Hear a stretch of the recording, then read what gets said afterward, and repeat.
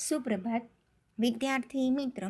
Vivekananda Hindi high school कक्षा 12 पद्य 9 की वैद्यना प्रयोजन यानी कि वैद्य की क्या ज़रूरत है। वैद्य यानी कि डॉक्टर। तो उसमें हमने प्रस्तावना और आगे के 2 श्लोक हमने पढ़े थे। अब आगे के श्लोक तीसरे श्लोक से हम आगे पढ़ते हैं। हिताहारा मिताहारा अल्पाहाराच्चैर्जनः न तान विद्या चिकित्सनि आत्मनंसस्य चिकित्सकः। अब यहाँ तीसरे श्लोक में जो शब्द है हिताहारा, हिताहारा यानी कि हितकारी भोजन वाले, जो अच्छा भोजन करते हैं वो। मिताहारा, मितः आहार ईशामते यानी कि सीमित या पर्याप्त मात्रा में भोजन करने वाला। अल्पाहारा, अल्प आहार ईशामते यानी कि अल्प आहार ग्रहण करने वाला। चिकित्सनी, चिकित्सा करते हैं। आत्मनम यानी कि स्वयं का। चिकित्सका यानी कि वैद्य, रोग का उपचार करने वाला। अब यहाँ पे हमने तीसरे श्लोक के जो शब्द देखे तो उसका अनुवाद करते हैं कि हिताहारा मिताहारा यानी कि हितकारी भोजन करने वाला, अच्छा भोजन करने वाला। और दूसरा शब्द है मिताहारा यानी जो हितकारी भोजन करने वाला है, जो पर्याप्त मात्रा में भोजन करने वाला है, और जो अल्प भोजन करने वाला है। वैद्य चिकित्सा करता ना यानी कि वैद्य उसकी चिकित्सा करने के लिए जाना पड़ता नहीं है। वैद्य को चिकित्सा के लिए उसको वैद्य की ज़रूरत नहीं है। वह स्वयं क्या है, आत्मनम में चिकित्सता, वो स्वयं ही एक वैद्य होते हैं। फिर से, जो हितकारी भोजन करने वाला है, जो मापसर यानी कि जो सीमित पर्याप्त मात्रा में भोजन करने वाला है, उसे वैद्य की ज़रूरत नहीं है। वो खुद ही अपने के लिए एक वैद्य होता है। अब आगे चौथा श्लोक। आहारं पचन्ति वह्निं दोषानाहार वर्जितः धातु न क्षीणेषु दोषेषु जीवितं धातु सक्षमे। अब यहाँ पे आहारं पचन्ति वह्निं, आहारम, आहार यानी कि आहार, वहीम यानी कि अग्नि, दोषान, दोषान यानी कि दोष, आहार वर्जितम, आहार से वर्जित रहित यानी कि आहार को जो वर्जित मानता है, ज़्यादा भोजन करने वाला।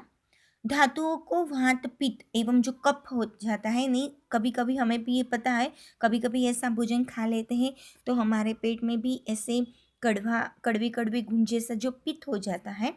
ऐसे आयुर्वेद के मतानुसार वो वात पित्त एवं कफ शरीर को जो धारण करने का कारण है, ऐसा क्यों होता है, तो उसे क्या कहते हैं, धातु न, उसे धातु कहा जाता है।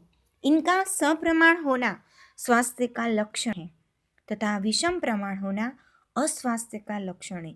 कभी कभी ऐसा हो जाता है तो चलता है, कभी अभी हमारे ऐसा खाने से हमारा सिर भी दुखने लगता है, हमारे पेट में कड़वे कड़वे घुंट वाला जो पित्त हो जाता है वो कभी कभी होता है, तो स्वास्थ्य के लिए थोड़ा अच्छा है। लेकिन बहुत बार विषम प्रमाण, ज़्यादा प्रमाण में होना वो अस्वास्थ्य का एक लक्षण है। क्षीणेषु, दोषों के क्षीण होने पर, क्षीणेषु दोषेषु, सती सप्तमी जो प्रयोग है उसमें ये धातु का प्रयोग हुआ है। यदा दोषाः क्षीणा भवन्ति तदा जीवितम, जीवितम यानी कि जीवन, धातु संक्षय, धातु नाम संक्षयः तस्मिन् षष्ठी तत्पुरुष समास, धातुओं के नाश होने पर।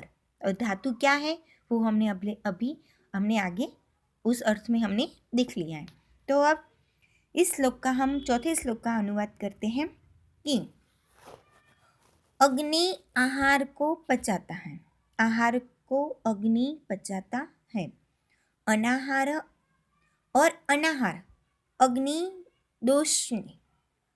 दोष को उत्पन्न करता है, यानी जो कड़वा कड़वा पित्त होता है वो।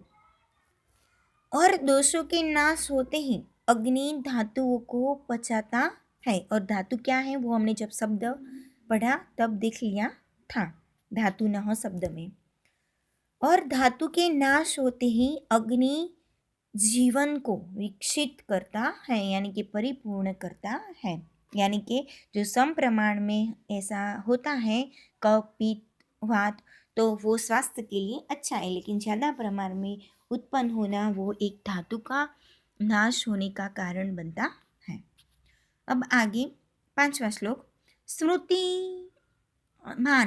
श्रुतिमान युक्ति हेतुज्ञ जितात्मा प्रतिपतिमान विषय घोषस्थ संयोगे चिकित्सा कर्तुमर्हति।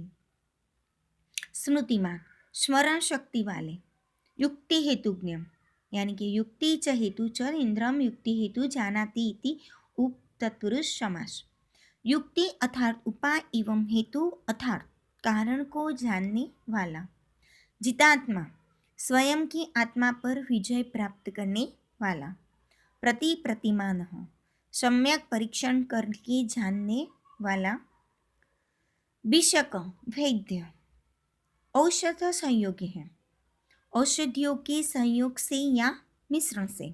चिकित्सा यानी कि चिकित्सा यानी कि निदान करने से।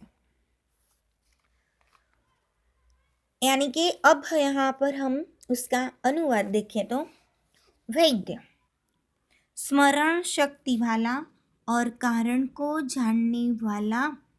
जितात्मा कैसे, कौन? जितात्मा। जितात्मा यानी जो अपनी आत्मा पर विजय प्राप्त कर चुका है उसे क्या कहते हैं? जितात्मा। तो वैद्य स्मरण शक्ति वाला और कारण को जानने वाला जितात्मा है।